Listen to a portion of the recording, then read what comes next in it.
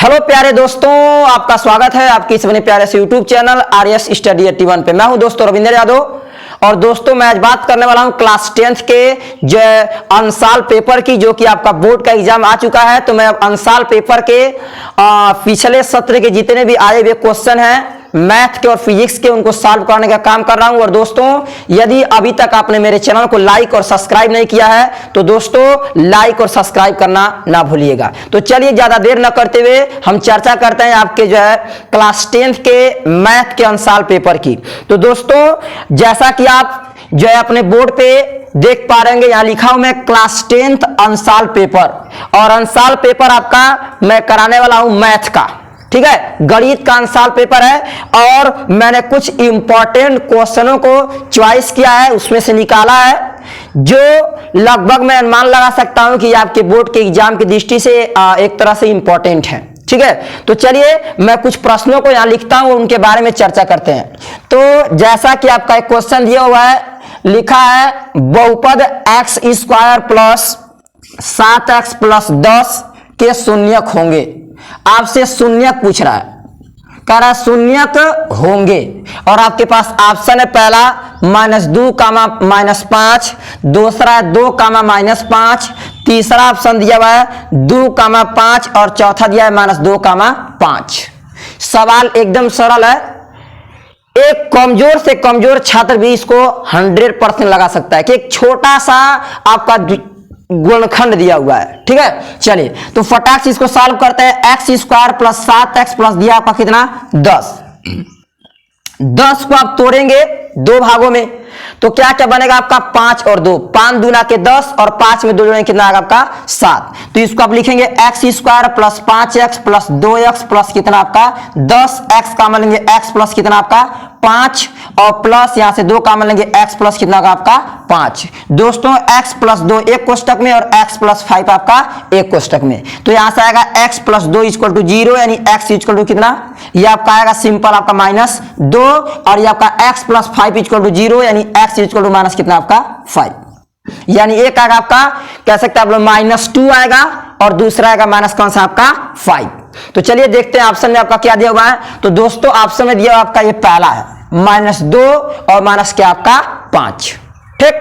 सवाल थोड़ा सा तेजी से लगा रहा हूं क्योंकि सवाल हल्का है और मैं चाहता हूं कि फटाफट, आपके पास समय नहीं है, फटाफट केवल रिवीजन करना है, तो जल्दी हम लोग लगाने का कार्य करें, ठीक है। चलिए तो नेक्स्ट अगले प्रश्न की बात करते हैं। चलिए दोस्तों तो चर्चा करते हैं आपके सवाल नंबर 2 की, और देख पा रहे हैं सवाल नंबर 2 यहां लिखा हुआ है, यदि tan आपका a इक्वल टू 4/3 है। एकदम सवाल सिंपल है और पेपर ज्यादा आपका टफ नहीं आएगा, ठीक है। केवल मेहनत थोड़ा सा करके जाएंगे तो बड़ी आसानी से कम आप लोग जो है 70, 75, 80% ला सकते हैं बिंदास। केवल आराम से मेहनत करेंगे, जितना आपको विद्यालय में या कोचिंग संस्थाओं में सिखाया बताया था केवल उतना ही पढ़े रहेंगे तो आसानी से आराम से अच्छे पर्सन ला सकते हैं। बट आप लोग की कमी है कि पढ़ाने के बाद आप लोग घर पे पढ़ते नहीं हैं, बस केवल यही कमी है, ठीक है। तो चलिए प्रश्न की चर्चा करते हैं। यदि tan a इक्वल टू 4/3 है तो पूछ रहा आपसे काश a का मान बताइए, काश a का मान बताइए। दोस्तों पहला ऑप्शन दिया आपको 3/4, दूसरा ऑप्शन है 3/5, तीसरा ऑप्शन है 5/3, चौथा ऑप्शन दिया है 5/4। आपने अपने विद्यालय में पढ़ा होगा, आपके जो है गुरुजी सिखाए होंगे, एक पाइथागोरस एक जो है आपके साइन का स्टैन का एक ट्रिक होता है, LAL और बटा में के आपका क्या a, लाल बटा कक्का नाम एक जो है आप लोग सुनेंगे, वो आप लोग जो है सर यूज करते होंगे, बताए होंगे जरूर कि इस तरीके से आप याद कर सकते हैं। ऊपर आपका पहला होता है साइन थीटा, दूसरा होता है कास थीटा, तीसरा आपका टैन थीटा। टैन थीटा का क्या अर्थ है दोस्तों L और A, यानी इसका क्या अर्थ है दोस्तों, मैं फटाक से आपको समझाने की कोशिश करूं। ये आपका त्रिभुज हो गया और इस त्रिभुज में आपका A है, ये आपका क्या है B, ये आपका क्या है आपका C, ठीक। अब आपका दिया हुआ है tan का क्या sir, tan theta equal to कितना दिया आपको, दिया दोस्तों आपका 4/3। 4/3 का क्या अर्थ है, 4 का अर्थ है ये आपको लंब दिया हुआ है, और 3 का दोस्तों क्या अर्थ है आपका, ये आधार दिया हुआ है, यानी यल और ये लंब दिया है, लंब का यानी ये दिया आपका 4 और आधार का मतलब ये क्या दिया आपको 3।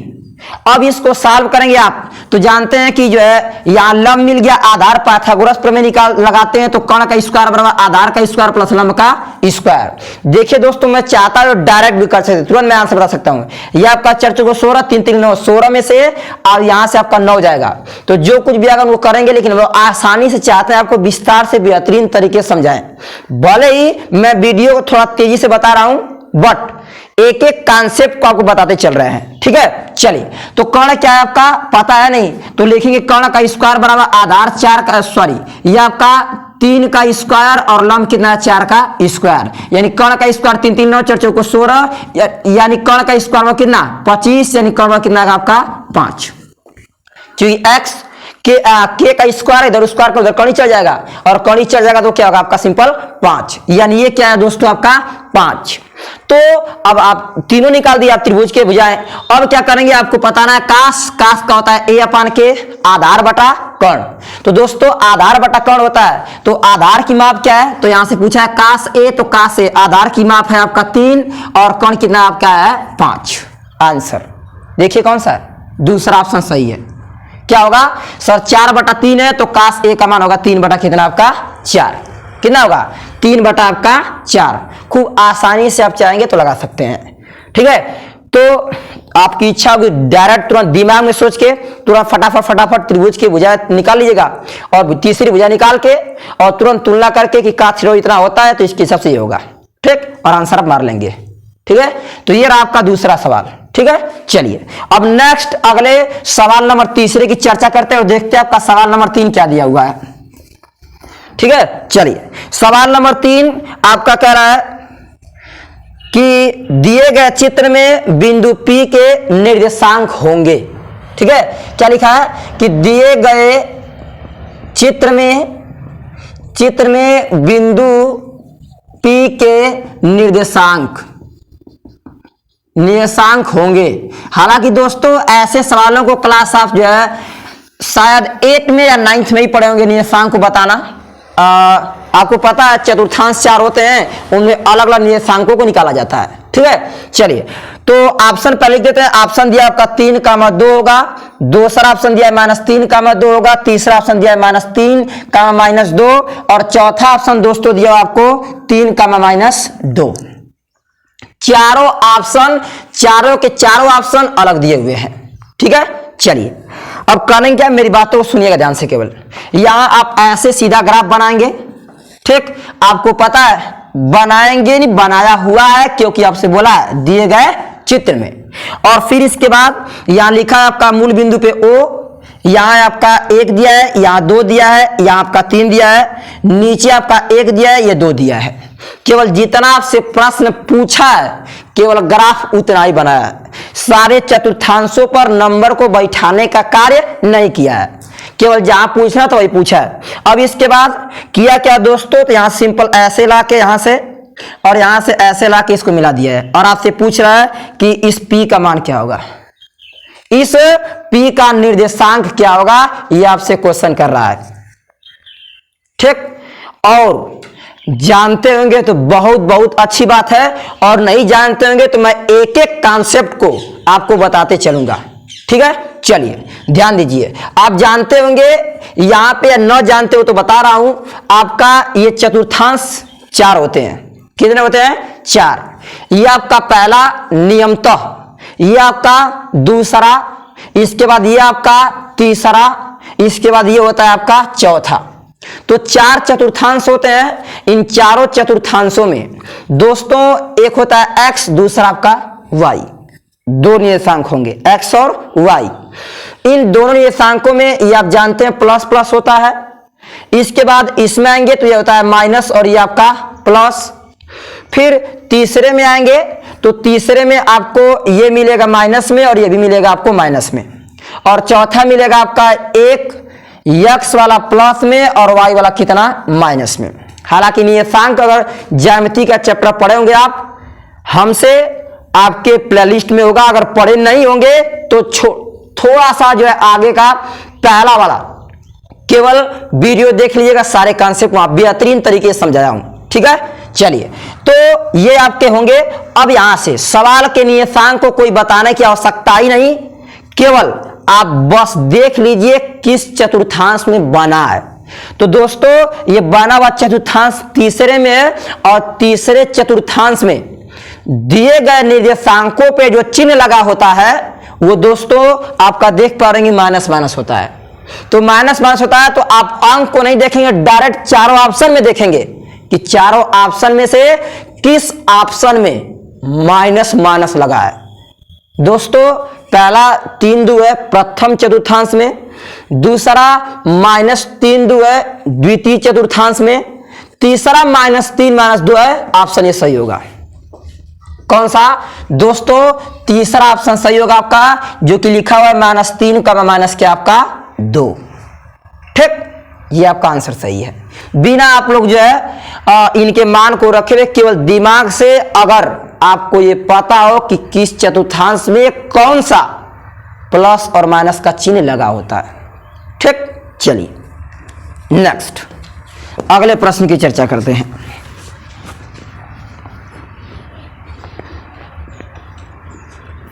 चलिए अगला प्रश्न है सवाल नंबर आपका चौथा और सवाल नंबर 4 दोस्तों दिया हुआ है। चित्र में एबीसी के आधार बीसी के समांतर रेखा खंड पीक्यू खींचा गया है। खड़ी पाई यदि पीक्यू अनुपाते बीसी बराबर 1:3 हो तो एपी और पीबी का अनुपात ज्ञात कीजिए। चलिए सवाल अच्छे दिए हुए हैं, इसीलिए मैंने इनको छांट के लाया है आपको समझाने के लिए।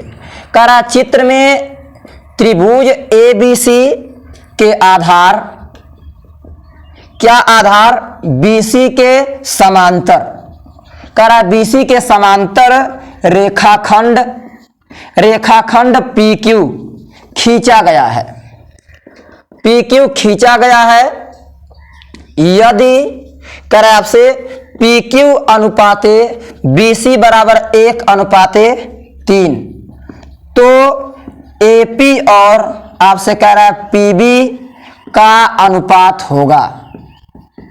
यह आपसे पूछ रहा है, अनुपात होगा। चलिए तो ये रहा आपका प्रश्न और प्रश्न का फिगर हम लोग बनाते हैं। ध्यान से देखिए, ये आपका फिगर है। यहाँ कर आपका ए और इसके बाद इसका नाम दिया है बी, इसका नाम दिया है सी और यहाँ ऐसे बना हुआ है, ये आपका पी है और ये आपका क्यू है। ठीक, अब हल में ऑप्शन आपके पास 4 दिए हुए। पहला 1:4,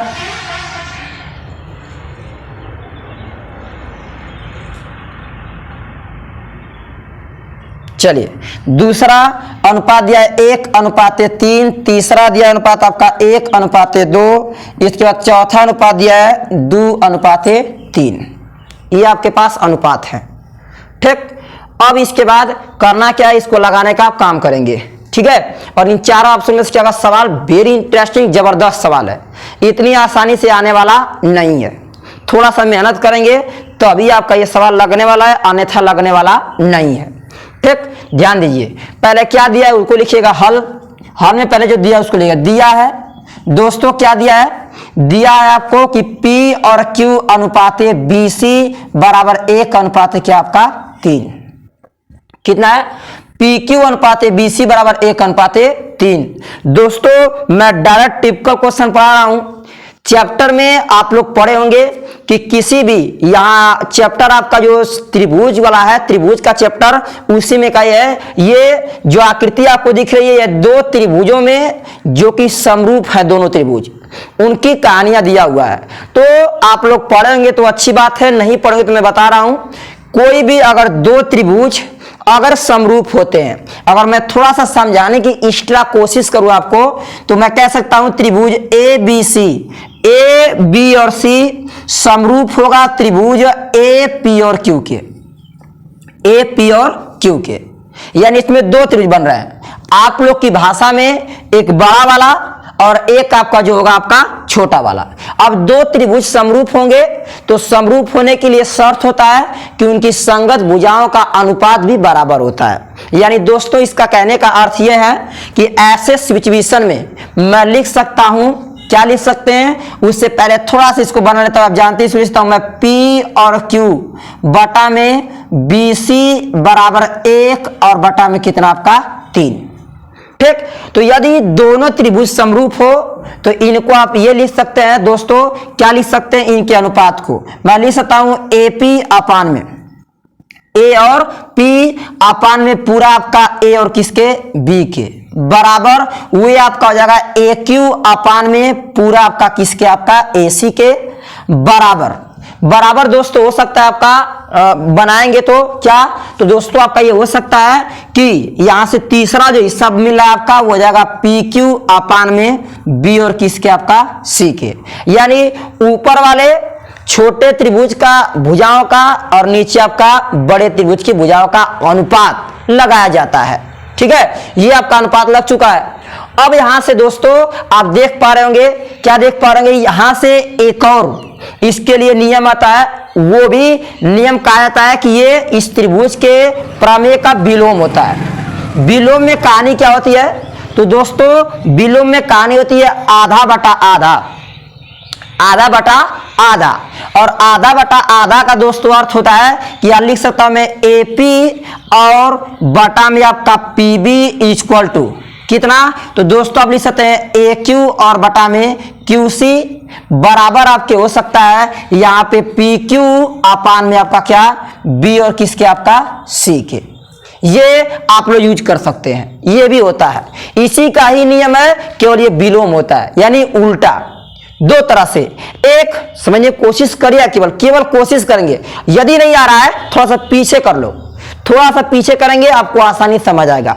ठीक है, चलिए तो क्या करेंगे आप, तो ऐसे सिचुएशन में आधा बटा पूरा एक, या तो ये कर ले या तो इसी का विपरीत आधा बटा आधा करने बात क्या होगी, एक ही होगी, बात क्या होगी आपकी एक ही। ठीक, चलिए अब देखिए ध्यान से आप लोग, ये और ये दोनों हिस्सा आपस में बराबर होंगे। ठीक है, यानी कहानी क्या होगी, मेरी बातों को समझिएगा, क्या करेंगे आप। ठीक है, चलिए कहानी क्या होगी आपकी दोस्तों, तो यहां पे आपसे पूछा क्या, एक बार ये देख लीजिएगा, पूछ रहा है आपसे कि AP और PB का अनुपात क्या होगा, यानी क्या A और P, और आपसे पूछ रहा है P और B का अनुपात क्या होगा। ठीक है, चलिए तो क्या किए हैं दोस्तों, आपको पता है कि PQ बटा BC, PQ बटा BC, तो PQ बटा BC जो हम लिख सकते हैं कि P और Q बटा में B और C बराबर होगा, किसके बराबर होगा, तो दोस्तों PQ बटा BC आपका जो बराबर हो सकता है AP बटा AB के, यानी क्या, यानी AP आपका हो सकता है AP और बटा में P और किसके, आपका B के हो सकता है, ये इसके बराबर हो ही सकता है। ठीक है, मैं चाहता तो डायरेक्ट ऑप्शन मरवा के चल देते, लेकिन एक एक चीज को समझा रहा हूं, ट्रिपल ही सीखो नहीं बेहतरीन सीखो। ठीक है, चलिए मैं लिख सकता हूं कि आपका PQ बटा BC बराबर होगा AP बटा किसके, आपका PB के। ठीक, अब इसके बाद दोस्तों PQ का मान दिया है 1 और बटा में BC का मान आपको दिया हुआ है कितना, 3 बराबर AP है, AP को चुपचाप रहने दीजिए, अपान में आपको पता है लिखा हुआ है आपका क्या, यहाँ पे सॉरी ये लिखा हुआ है आपका AP और बटा में आपका AB। ठीक है, तो दोस्तों AP बटा लिखा है जो आपका AB, आप थोड़ा सा दिमाग लगाएं तो AB को आप क्या लिख सकते हैं दोस्तों, आप AB को A और B को लिख सकते हैं आप AP और प्लस आपका P और आपका B, यानी AB को हटा लिख सकते हैं AP प्लस आपका A और P प्लस आपका P और आपका B। आपके दिमाग में आएगा सर ये कैसे कर दिए, ये क्यों किए हैं, ये करने का कारण दोस्तों ये है बाबू कि यहां पे आपसे जो पूछा था AP और PB ना, तो इसलिए सबको AP PB में बदल दिए हैं।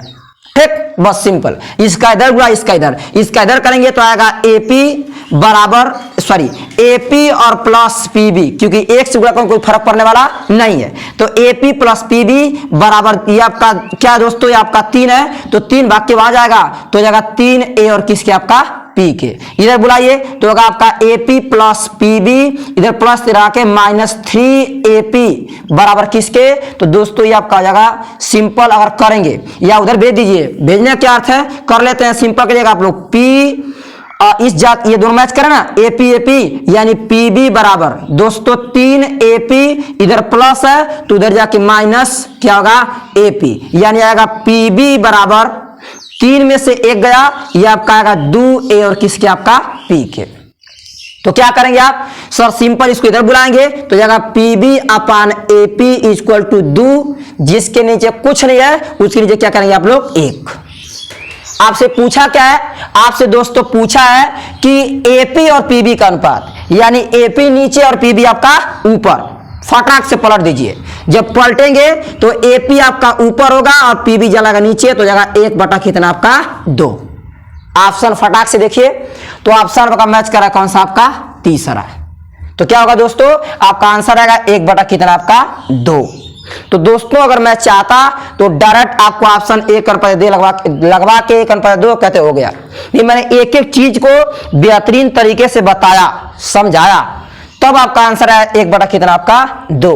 और मैं बार बार कह रहा हूं दोस्तों, अगर समझ में नहीं है थोड़ा सा पीछे करके बार देख लीजिएगा, 100% एक बार नहीं, 2 बार नहीं, 3 बार देखेंगे तो जरूर आ जाएगा। ठीक, तो चलिए और नेक्स्ट लास्ट आपका प्रश्न ट्रिपल है, उसकी चर्चा करते हैं। इसके बाद यहीं पे वीडियो को समाप्त करेंगे और नेक्स्ट अगले क्वेश्चनों की चर्चा दोस्तों अगले नेक्स्ट दिन हम बताने का कार्य करेंगे। ठीक है, चलिए अगला एकदम बेहतरीन प्रश्न है आपका।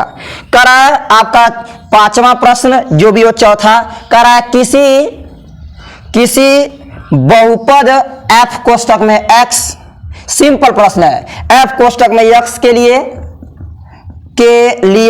y बराबर f कोष्ठक में x का ग्राफ बनाइए। कर आपसे ग्राफ क्या है दोस्तों, ग्राफ दिया है और कह रहा है ग्राफ में क्या, ग्राफ में f कोष्ठक में x के शून्यकों की संख्या होगी, शून्यकों की संख्या होगी। ठीक है, यह आपका प्रश्न है, कह रहा शून्यकों की संख्या होगी। और फिगर छोटा सा बनाता हूं मैं थोड़ा समझने के लिए आप लोग को, कि इतना बड़ा बनाने की आवश्यकता नहीं है। यहां से ऐसे बनाया है, यहां पे कटान बिंदु है और बीच का नाम दिया है O, ये आपका x, ये आपका y, ये x डैश, ये आपका y डैश। ऑप्शन आपके पास 1, दूसरा 2, तीसरा ऑप्शन 3 और चौथा ऑप्शन है सिंपल 4। तो दोस्तों यहां पे आपको स्पष्ट दिख रहा होगा। अब यहां से क्वेश्चन में समझने की कोशिश करिए, एकदम आसान प्रश्न है, लास्ट क्वेश्चन है, इसके बाद आपके टिपिकल क्वेश्चन खत्म हो गए। बाकी अगले जो प्रश्न होंगे उनकी चर्चाएं जो है मैं अगले दिन करूंगा। तो सुनिए, लिखा है किसी बहुपद f(x) के लिए y बराबर f(x) का ग्राफ दिया है, यहां देख पाएंगे आप लोग। और ऐसे प्रश्न में ज्यादा आपको सोचना नहीं है, मैं आपको एक बेहतरीन ट्रिक बताता हूं। ठीक है, उसी से हर जितने भी सवाल एग्जाम में आएंगे उनको मेरे ट्रिक से आसानी से ला के निकल लीजिएगा। ठीक है, चलिए ध्यान दीजिए क्या होता है। देखिए सिंपल मेन आपका जो ये एक्स अक्ष है और कोई भी ग्राफ बनाया जाए, यही नहीं 2-4 मैं अपने मन से आपको समझाता हूं, पहले इसको सीख लीजिए। क्या दोस्तों, कोई भी ग्राफ बनाओ और चतुर्थांश जो खींचे गए हो एक्स एक्स डैश और वाई वाई डैश, इनमें अगर जो कटान बिंदु है जहां पे आपका काटता है, तो कटान बिंदु पे जो x केवल x अक्ष को जितनी बार काटे उतना आपका वो शून्यक होगा। नहीं समझे, फिर से समझा रहा हूं। देखिए जैसे मैं यहां चतुर्थांश बनाया और मैंने ग्राफ बन दिया ऐसे ऐसे और फिर ऐसे, एक्स अक्ष को कितनी बार ये रेखा काटी आपकी भाषा में दोस्तों 1, 2 और आपका 3। आप कहेंगे सर इसके शून्यक 3 होंगे, कितने होंगे शून्यक 3। केवल एक्स अक्ष को ध्यान देंगे, जितने भी सवाल बनते हैं सारे के सारे सवाल एक्स अक्ष से ही दिए होते हैं। ठीक, तो सारे सवालों को लगाएंगे आप, तो इस चीज को ध्यान देंगे आप। क्या ऐसे जितने भी आप क्वेश्चन पढ़िएगा ही नहीं, डायरेक्ट आंसर तुरंत ग्राफ देख के केवल एक एक्स अक्ष पे जितनी बार काटा हुआ है वो मेरा उतना आंसर होगा। तो यहां पे आप, अब मैं उम्मीद कर सकता हूं कि बिना बताए आप ये जान चुके होंगे कि इस दिए गए ग्राफ का आंसर क्या होगा। कितना होगा दोस्तों, यहां पे आपका देख पा रहेंगे एक्स अक्ष को कटान बिंदु पे जो काटा हुआ है केवल एक स्थान पे, इसलिए आपका पहला ऑप्शन क्या होगा सही। तो उत्तर क्या आएगा दोस्तों, आपका यहां पे 1 आएगा।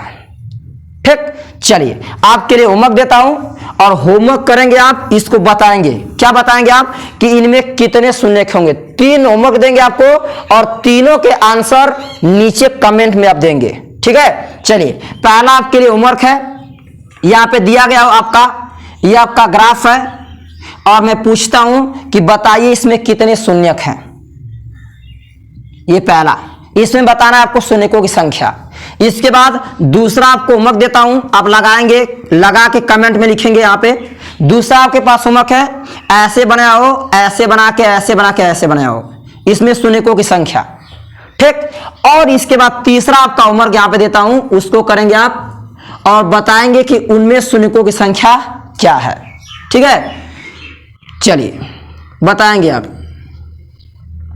ये इसमें 3 क्वेश्चन आपको मिलता है, तीनों में बताना है शून्यकों की संख्या क्या है। आप इसको कमेंट में जरूर से जरूर बताइएगा दोस्तों, ठीक है, क्योंकि आपके इस कमेंट, लाइक से और सब्सक्राइब से मेरा हौसला बढ़ता है, ठीक है। तो दोस्तों अभी तक आपने मेरे चैनल को यदि लाइक और सब्सक्राइब एवं दोस्तों के साथ शेयर नहीं किया होगा तो दोस्तों के साथ शेयर करना ना भूलिएगा। धन्यवाद।